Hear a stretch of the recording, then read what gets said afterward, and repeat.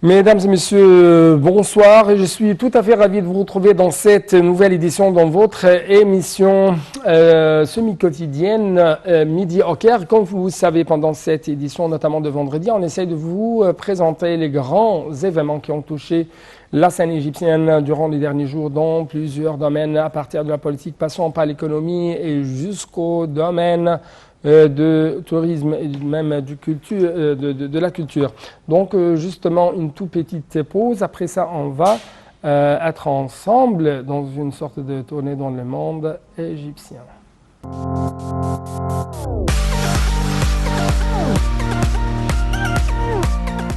Commençons donc tout de suite cette édition par les activités présidentielles et ça à l'occasion bien sûr de l'épopée nationale de la victoire du 6 octobre 1973. En fait, tout d'abord, je dois vous présenter un reportage qui va parler un peu plus de cette victoire du 6 octobre de 1973.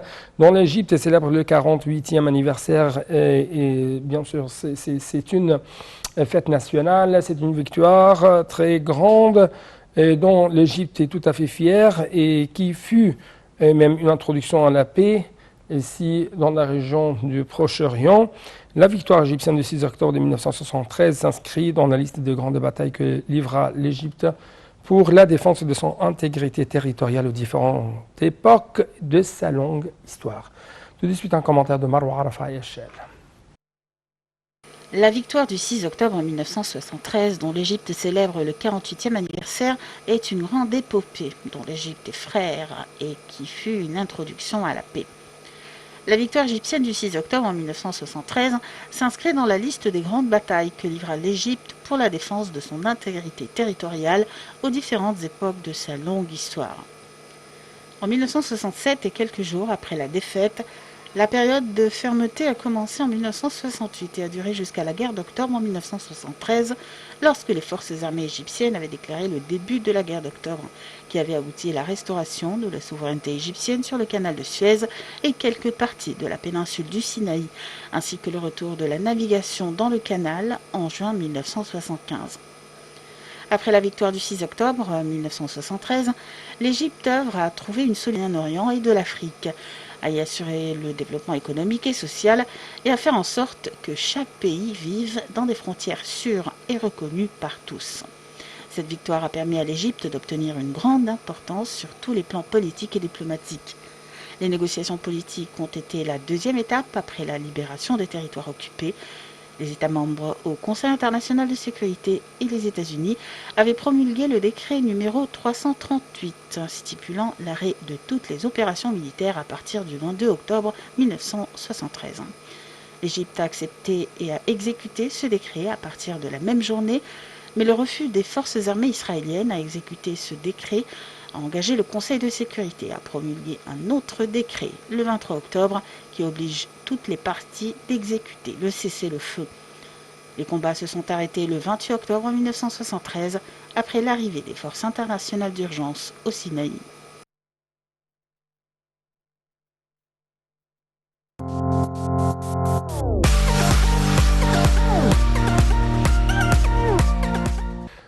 Donc, je dois vous rappeler que le président Gibson Tassi a assisté au colloque culturel tenu par les forces armées égyptiennes afin de jeter un peu plus de lumière sur les différentes dimensions de cette victoire du 6 octobre de 1973.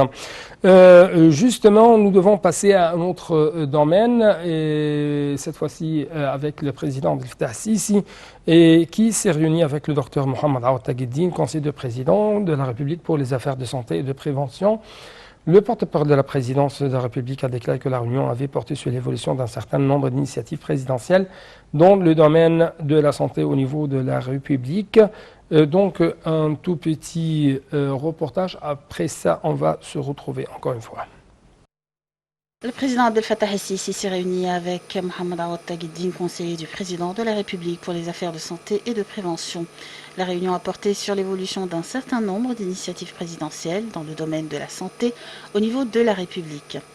Ainsi, Monsieur le Président a été informé des efforts déployés pour fournir les derniers équipements et dispositifs médicaux allemands pour les initiatives médicales et sanitaires qui sont utilisés pour transporter les patients en toute sécurité aux hôpitaux pour le traitement, ainsi que des voitures équipées pour examiner et diagnostiquer les patients dans le cadre de diverses initiatives de santé sous les auspices de Monsieur le Président El-Sisi, notamment Haya Karim, et convois médicaux et 100 millions de santé.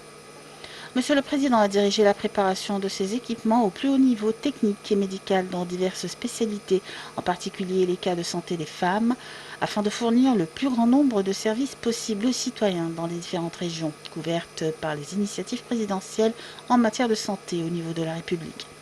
Le président a été décidé que les étudiants universitaires se fassent vacciner directement auprès de tous les centres de vaccination des gouvernorats, sans obligation de pré-enregistrement et en leur fournissant les certificats nécessaires pour trouver la vaccination. De même, Monsieur le Président a souligné l'importance d'achever rapidement la vaccination de tous les étudiants du secteur de l'éducation contre le Covid-19, en tenant compte de respecter pleinement toutes les précautions préventives dans le but d'assurer la sécurité et la sûreté des professionnels de l'éducation, des étudiants et de leurs familles.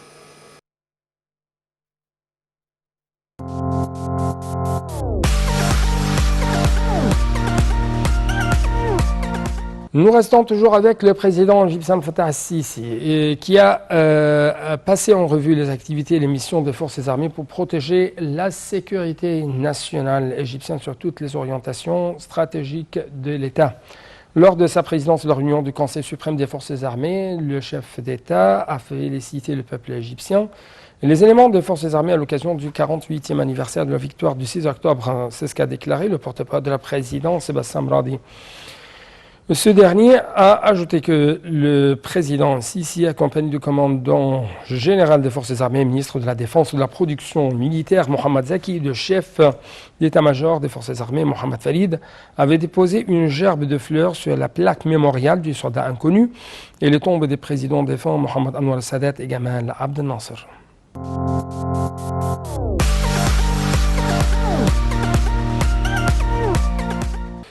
De plus en plus, on trouve que l'Égypte est devenue la pierre angulaire de la stabilité dans la région du Proche-Orient, mais aussi en Afrique en général. En fait, l'Égypte apporte tout le soutien possible au Liban. C'est le grand titre de cette nouvelle. Le Premier ministre Dr Moussa Madboul a déclaré que le président Abdel Fattah al-Sisi avait donné des directives sur la poursuite du soutien du Liban, notamment lors de cette étape critique, tout en mettant l'accent sur les vœux de succès formulés par l'Égypte au nouveau gouvernement libanais dirigé par Najib Mikati. Lors de l'entretien avec le Premier ministre, en présence du ministre égyptien du pétrole Tariq El-Molla et de l'ambassadeur du Liban au Caire, Ali Al-Halabi, le ministre libanais de l'énergie et de l'eau, Walid Fayyad, a confirmé son souci d'effectuer sa première visite en Égypte après son accès au pouvoir, tout en valorisant le rôle pionnier de l'Égypte au Moyen-Orient de ses efforts de soutien apporté au Liban. Il a également passé en revue les résultats des pourparlers avec M. El-Molla pour le transfert du gaz égyptien vers le Liban et la contribution au règlement de la crise de l'électricité.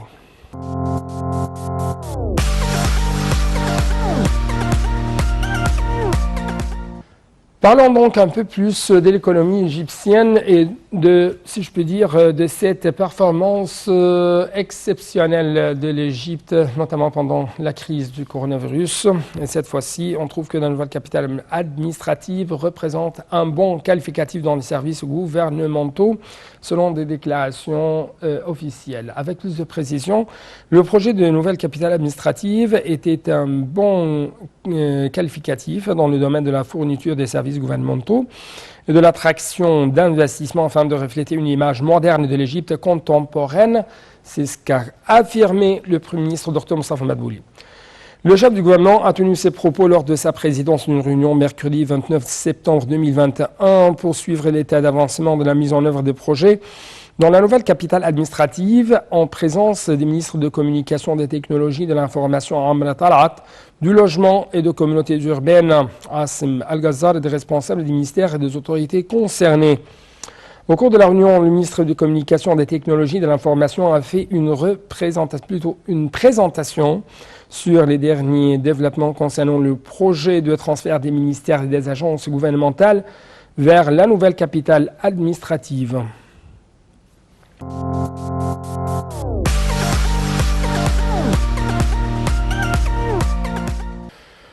Un autre témoignage plutôt très important se concerne l'économie égyptienne qui est devenue de plus en plus capable d'atteindre les objectifs économiques.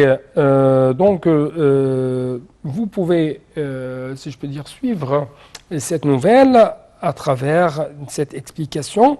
L'économie égyptienne est devenue de plus capable d'atteindre les objectifs économiques, de répondre aux besoins des citoyens, d'améliorer leur niveau de vie et les services qui leur sont offerts, selon les affirmations faites par le ministre égyptien des Finances, M. Mohamed Mouait, lors d'une interview accordée au rédacteur de la section économique lors d'un atelier de travail organisé en coopération avec l'Agence des États-Unis pour le développement international, USAID. Avec les gains obtenus grâce aux réformes, l'économie est devenue plus solide et plus cohérente pour faire face aux défis internes et externes, a-t-il ajouté, évoquant les décisions stratégiques prises par la direction politique d'allouer 100 milliards de livres égyptiennes pour soutenir les activités économiques, les secteurs et les catégories les plus touchées par la pandémie du coronavirus. Le ministre a rappelé que 3 programmes successifs réussis avaient été mis en œuvre avec le Fonds monétaire international, soulignant que le gouvernement continuait à développer les systèmes de gestion des finances publiques de l'État en vue de renforcer la gouvernance des dépenses et des recettes, d'accroître l'efficacité des dépenses publiques et à maximiser les ressources de l'État.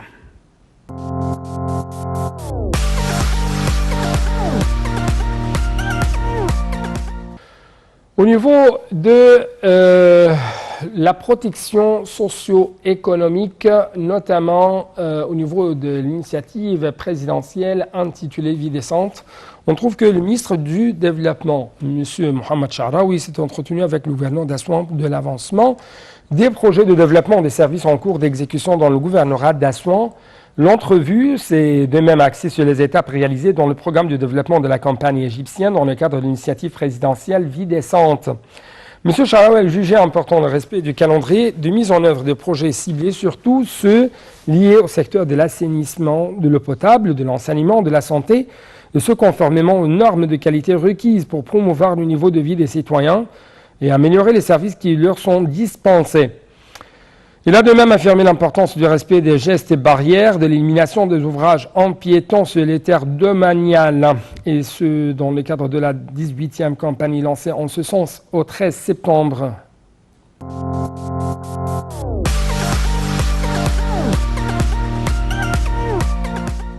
En fait, l'État cherche en permanence à améliorer l'efficacité des dépenses publiques. Ce sont, si je peux dire, des déclarations faites par la ministre du Plan de développement économique Hala Saïd jeudi dernier, évoquant l'amorce d'un ensemble d'investissements publics visant à impulser la croissance économique. Lors d'une réunion avec les membres de la Chambre du commerce américaine, Saïd a indiqué que les taux de croissance progressifs avaient été réalisés pendant les 5 dernières années, citant entre autres le chiffre de 5,6% dans le premier semestre de l'exercice 2019-2020, avant la propagation du coronavirus, et 3,6% dans le second, malgré cette crise sanitaire.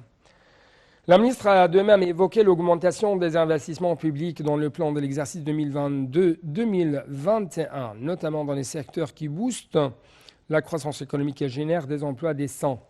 Ces investissements ont été accrus ces 5 dernières années et des initiatives ont été mises en œuvre telles Vie décente, l'augmentation des lits en soins intensifs ainsi que du nombre de services d'ambulance, la réduction du nombre des élèves dans les classes, la construction d'écoles et d'universités technologiques a-t-elle poursuivi.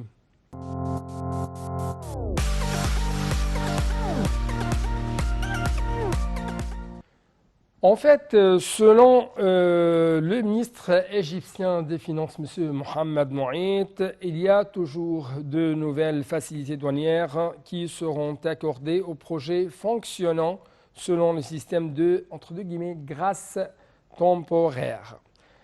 Le ministre a confirmé que cette procédure contribuerait à soutenir l'industrie nationale, à maximiser sa contribution au produit intérieur brut, PIB, à générer davantage d'emplois, à maximiser la productivité de l'État et à renforcer la compétitivité des produits égyptiens sur les marchés mondiaux.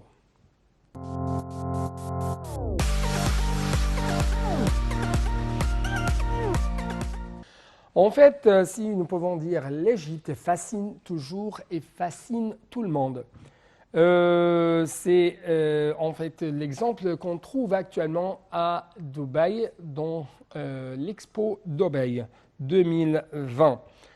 Justement, selon la ministre du Commerce et de l'Industrie, Nivingem, le pavillon égyptien à Expo Dubaï 2020 témoigne d'un afflux massif de visiteurs. Dans une intervention sur l'une des chaînes égyptiennes, Madame Gamer a rappelé que le pavillon égyptien à l'Expo Dubaï 2020 était installé dans une zone très distinguée entre les pavillons des Émirats arabes unis et de la Chine, situé sur une superficie de 3000 mètres et composé également de 3 étages. Ce pavillon comporte un sarcophage en bois, récemment découvert, outre nombre de répliques antiques, ainsi qu'une exposition présentant les méga-projets déjà achevés ou actuellement en cours de réalisation, dont les villes intelligentes et le nouveau canal de Suez, selon toujours les explications de Madame Nivingem.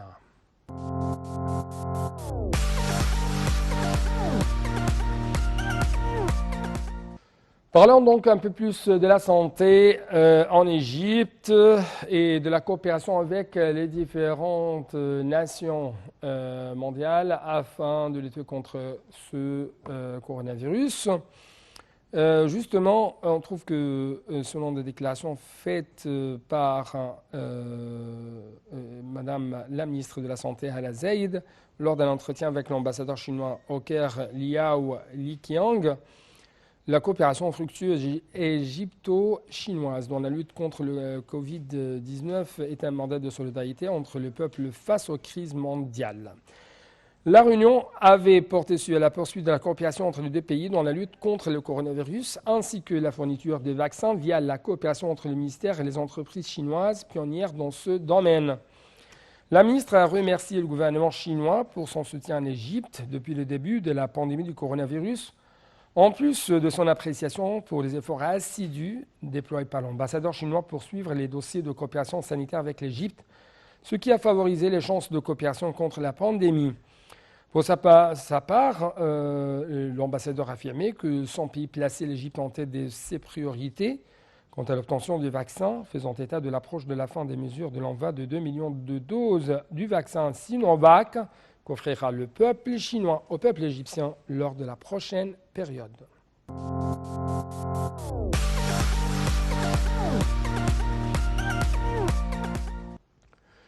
Clôturons donc cette édition par cette nouvelle qui va toucher l'environnement ici en Égypte et avec plus de précision qui va toucher cette coopération entre l'Égypte et l'Espagne pour examiner l'environnement au niveau mondial. Pour vous donner plus d'explications, la ministre de l'Environnement, Yasmine Fouad, a examiné avec le secrétaire d'État espagnol de l'Environnement, Hugo Moran, et la délégation de la Compagnon, la situation environnementale mondiale. Lors de l'entretien tenu en marge de la deuxième réunion ministérielle de l'Union pour la Méditerranée, APM, et qu'accueille l'Égypte actuellement, la ministre a confirmé la profondeur des relations égypto-espagnoles dans de nombreux domaines. L'entretien portait également sur la coopération commune dans le domaine de la protection de l'eau, de la rationalisation de sa consommation, de la question de rareté de l'eau plutôt, et le transfert de la technologie espagnole dans ce domaine, surtout que l'Égypte avait mis en œuvre de nombreux projets pour rationaliser la consommation de l'eau dans des programmes de rationalisation de l'eau dans l'agriculture, de recyclage de l'eau, en plus de projets de dessalement de l'eau de mer.